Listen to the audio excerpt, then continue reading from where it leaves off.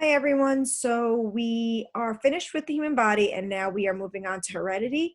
That is was in the textbook that I told you to leave at school, and I thought we would be back by now, but since we're not, we're just going to make it work. So the homeworks are going to look a little bit different, but you should be fine. And if you ever have any questions, you can always just reach out to me. So let's get started. So heredity is going to be the study of how we get our traits. So the question is, where do your traits come from? They come from your parents. So if you take a look here at this chart, this is actually very relatable to myself because my mom and dad both have brown eyes, but I have blue eyes. So we're going to talk about how, there are these genes inside of both of our parents, and some of them we express or show, and some of them kind of stay hidden inside of us. So we will get to that, during these next couple of weeks with this genetics unit. So heredity is the passing of traits from parents to the offspring.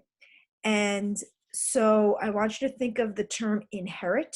So when you inherit something, like if somebody passes away and you inherit money, let's say, that person is now giving you their money, right? It's passed on from one person to the next. Well, heredity is the same thing. We are just passing on our traits. So genetics is going to be the study of heredity and where these traits come from and how, people show some traits while others don't show other traits. So it's pretty interesting. So, who started all of this? Well, there was a man named Gregor Mendel that in 1860 began doing some research into this. And interestingly enough, he was an Austrian monk. So, although he led a religious life, he noticed that, something was going on with the pea plants he was studying. And you're probably thinking to yourself, why would you study pea plants? But there is a reason. We're going to talk about that in a minute. And he is known as the father of genetics because he was the first one to say, what's going on here? This plant is this way, this plant is this way, and they're producing offspring that look like this. What is going on here? So once again, why pea plants? Number one, they're super easy to grow. They reproduce very quickly. Okay, I want you to think whenever you think of a pea pod, you'll see that there are like, 6, 7, 8 peas in one pod that are basically the baby plants. In each of those seeds are a baby plant that can now be planted and grow. We eat the peas, obviously, but that also can be planted and regrown. Many offspring. They have their traits come in two forms. So when you think of eye color in humans, right? You have people with light brown eyes, dark brown eyes, light blue eyes, dark blue eyes, green eyes, hazel eyes, all these different colors. So unfortunately, when we start to talk about humans, it gets a little bit more complicated, but pea plants are pretty straightforward because they only occur in two forms. You're either this or you're this. So for example, the pea pod itself can either be yellow or it can be green. That's it. There's no like in between. Or the pea plant is either really tall or short. There's really no in between. He was able to control the reproduction. So, um, not to get too much into this, but plants are sexually reproducing organisms. That means that a sperm and an egg come together to make a baby plant. So I don't want you to get confused. The act of sexual reproduction is just a sperm and an egg coming together. So right now, for those of you that suffer from allergies, that's pollen in the air. Pollen is actually plant sperm, believe it or not. So when that plant sperm finds the egg of the plant, which is located at the base of the flower, that's what causes the plant to actually produce a seed. A seed is a baby plant, and then once that seed drops, hopefully it will then, grow into another plant. So, like for example, I was out earlier tonight, and my oak tree is, dropping all of those, those things that like when they fall, they go all the way down. So the seed is inside of there. So if you think about it, that one oak tree is producing thousands of seeds. Not all of them are going to grow, maybe not any of them grow, but they're still trying to increase the chance of them reproducing. So that's what it means. That's what I meant by by sexual reproduction. So, but he's controlling it. So bees are the pollinators. We've heard of bees being pollinators, right? But what does it really mean to be a pollinator? Well, you're taking the sperm from one plant and moving it to another. And then when that happens, that's what causes plants to fertilize themselves and therefore have an offspring. So where it's just a mechanism that plants use, we are able to obviously find a mate and reproduce, whereas plants don't have the ability to do that, so they rely on bees in order to pollinate.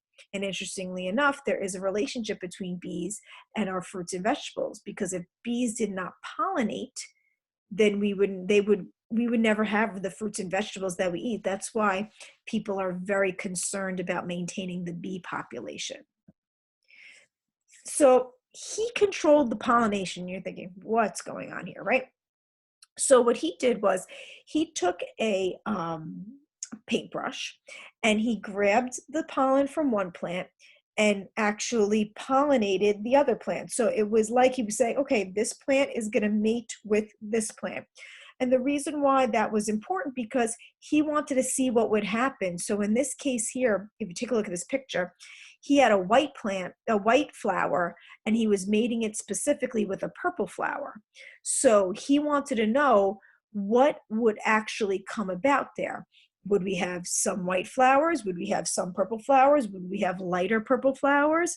Like, what's going on? So he actually controlled who was mating together so that he can tell what the outcome was. So he was able to see the two traits of the parent and see what the offspring actually produced.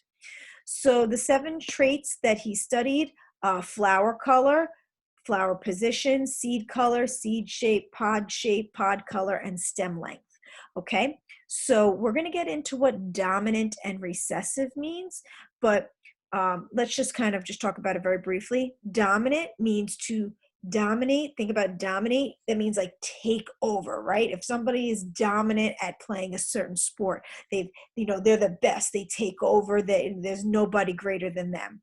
So dominant means that it takes over, and recessive means it's there, but it kind of hangs out in the background. And, we don't really see it unless there's 2 recessive traits. I'll talk about that in a second. Okay, so those are your different options. So these are the 7 traits that he studied. So if you take a look, once again, you're either this or you're this. You're this or you're this, versus having 5, 6, 10 different options like eye color in humans. Okay, so those were the 7 traits: the flower color, flower position, seed color, seed shape, pod color, and stem length. Okay. So he began studying stem length. Okay. So now when he says pure short plants with pure tall plants, that means that this short plant came from two short plants, like it was the offspring of 2 short plants, and this tall plant was the offspring of 2 tall plants. So let's take a look. He got a short plant and a tall plant, he mated them together, and these were the 4 offspring that were produced. You've got 1, 2, 3, 4 offspring. Now take a look at those offspring. What are they? Are they short or are they tall? So his results was that there was 4 tall plants. Interesting, because one of the plants was short.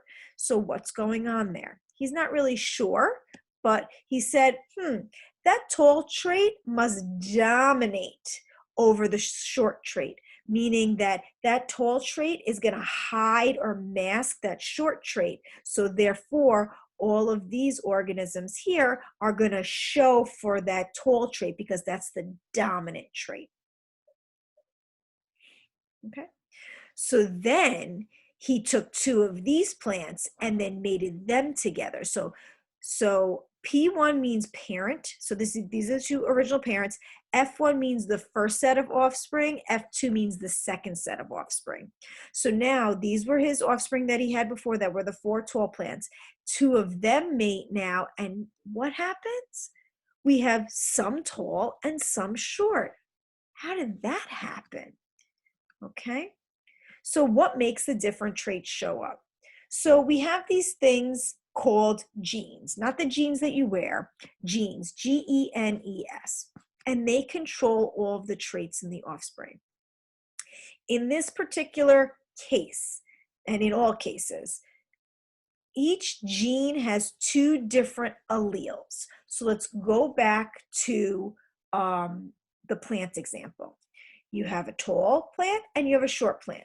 So every option is either tall or short. So in the tall plant, they had tall alleles, while the short plant had short alleles. So pretty interesting there. So one example of an allele would be tall, and the other example would be short. So I want you to go back to those seven things that we were studying with the pea plants and see that there are two options for each. So one allele is tall, one allele is short, one allele is purple flowers, one allele is white flowers. So that's what I meant by allele. Okay. So when you are created, your mother's egg and your dad's sperm come together and create an offspring. Well, the same is true in a plant. The mother's egg and the father's sperm come together to create that offspring. So mom gives a set of information and dad gives a set of information. So that's why you have two alleles, because mom gives one set, dad gives another. So everybody inside of you has two copies of information. Some of that information you show for, and some of it you don't show for. So we'll get more into that showing for and not showing for. Okay.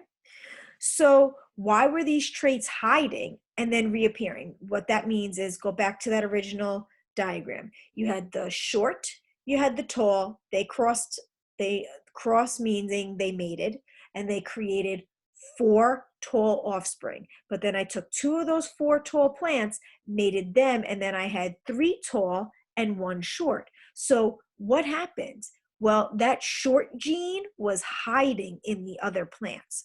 So when 2 plants are crossed, each parent gives 1 allele, a short or a tall. It could be a strong allele, a dominant, or a weak allele, a recessive, okay? So when a strong allele combines with a weak allele, the strong allele takes over, okay?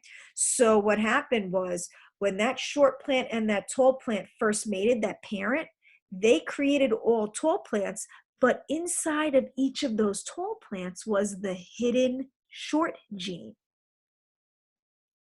Okay, but now it's when you have 2 weak alleles or 2 recessive alleles that you only have those 2, and guess what? You're just going to be that recessive allele. So in this case, in this picture here, you'll see that there are 2 short people. Obviously, they are going to create a shorter person. Okay. Once again, this is very simple. I'm making this very simple. Height is actually determined by, I think, I always forget this, 63 different alleles. So there's a big combination going on in humans, but for right now, we're just keeping it simple. 2 traits, 2 alleles per trait, okay? So the strong traits we call the dominant traits, and the weak traits we call the recessive traits. So this is important because next week we're going to talk about Punnett squares, and you're going to actually learn how to make a Punnett square. And knowing this information is very important. So the dominant allele is always in capital letter. So let's go back to the tall. Okay. The tall is going to be a capital T, and the short is going to be a lowercase t, because that's the recessive. So whenever something's dominant, that's going to be capital, versus something that's going to be recessive is going to be lowercase. So make sure you understand that.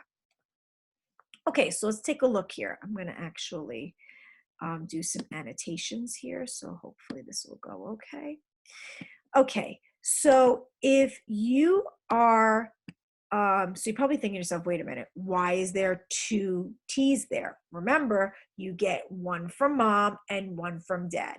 So in this case, when the plant is big T, then that's what we use. Instead of saying capital T and capital T, it's just kind of like too much to say. We say big T, and instead of lowercase, we say little t. So when something is big T, that means you have a dominant tall and a dominant tall. Well, what's the plant going to look like? The plant is going to look tall, right? Now, in this case, in the next case where it says capital T, lowercase t, so you have a capital T and a lowercase t. So big T, little t. Big T is the tall gene. Little t is the short gene. But who's the dominant gene? Is it the big T or the little t? The big T is the dominant gene. So it covers and hides the small t. So what does that plant look like? It's tall as well. Okay.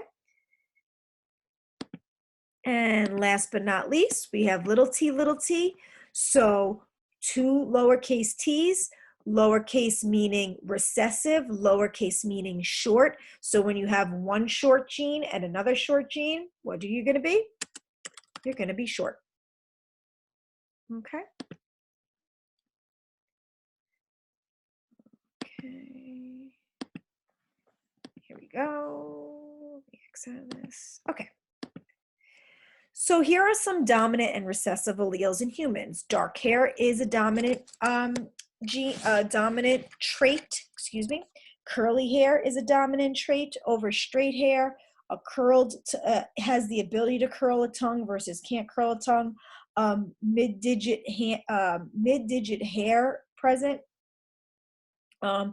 Eyes not blue versus blue eyes, widow's peak versus no widow's peak. So like, for example, if you take a look here, I have a widow's peak where my hairline comes to a peak. That is considered a dominant trait versus no widow's peak, which is a recessive trait. And then, excuse me, a bent little finger. So it's just, I don't want you to think that dominant necessarily means better. Okay, because dominant doesn't necessarily mean better. They just did some studies, and this is what they've just noticed, that one trait is dominant over the other. This, if you take a look here, the A, that is called a free earlobe, while B is called an attached earlobe. So if you take a look, I have free earlobes where mine actually hang and there's a space in between. But if your earlobe is attached there, that would be an attached earlobe B. Okay, just kind of like a interesting fact here. People that have more than 5 fingers and toes on each hand are called polydactyl. That is something that is recessive, believe it or not, because most people don't have it. It's not very common, but it is an example of, a different kind of a trait like we were talking about. Okay, great. So let's practice this. So it says use the key to help solve the following problems. So if you were, let me get my annotate out, okay. If you were big Y, okay. If you were, remember we say big Y, okay. If you were big Y, what would you look like? So if I look up here, big Y or little y is seed color, yellow is dominant, green is recessive. So if you were big Y, what would you be? You would be yellow. Your seed would be yellow. Very good. Okay. And if you were big Y, little y, what would you be? Your seed would be yellow again. Why? Because you have the two traits, but yellow is the dominant, so it's taking over and covering the green trait, so it's taking over and hiding it, so the yellow trait kind of like pops out. And then you have little y also, so what would that be? That would be green, because you have two traits that are both recessive, so there's nothing covering it, so therefore it's going to show that recessive trait. Okay.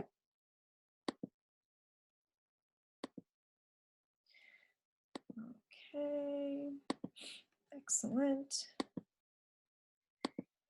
Okay, so what color flowers are dominant to pea plants? So let's take a look here. I can actually use the drawing tool. Okay, so what color is dominant? It's right here. purple is the dominant color. Okay. Oh, sorry. A plant has an allele combination of big T, big T. What does it look like? So if I go up here, here's the T. T is talking about plant height. So if something is big T, what is it going to look like? The plant is going to look, sorry. The plant is going to look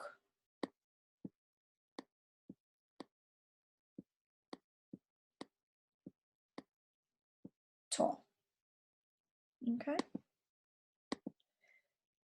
Excellent. Okay, for a pea plant to have wrinkled seeds. Okay, so let's take a look here. Wrinkled right here, recessive. So if wrinkled is recessive, is it going to be the capital R or is it going to be the lowercase r? It's going to be the lowercase r. And remember, we get one from mom and one from dad. So if wrinkled is the recessive, that means you need two lowercase r's. That is what the alleles look like.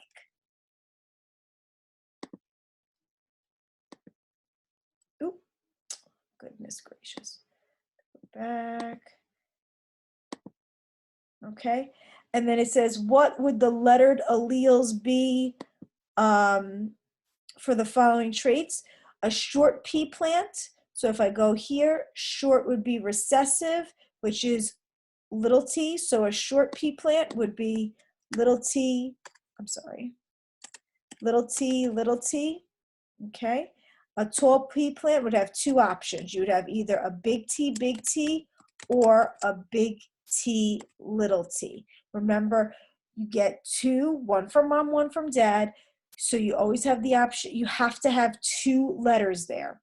So if it's tall, you can either have a big T, where they're both dominant, a big T or a little t, and a little t, because that big T is going to take over and hide the little t. It's only in the short situation that it will be little t, little t. Okay, so this was just a very basic introduction to genetics. We are going to get more into it. There is more vocabulary we're going to learn next week. You're going to learn the difference between heterozygous and homozygous, and you are going to also learn how to do your own Punnett squares. So that is on tap for next week. So hopefully you have an opportunity to work with this week. And please, if you have any questions during the Zoom meeting, let's reach out. Okay. Thank you so much and have a great night.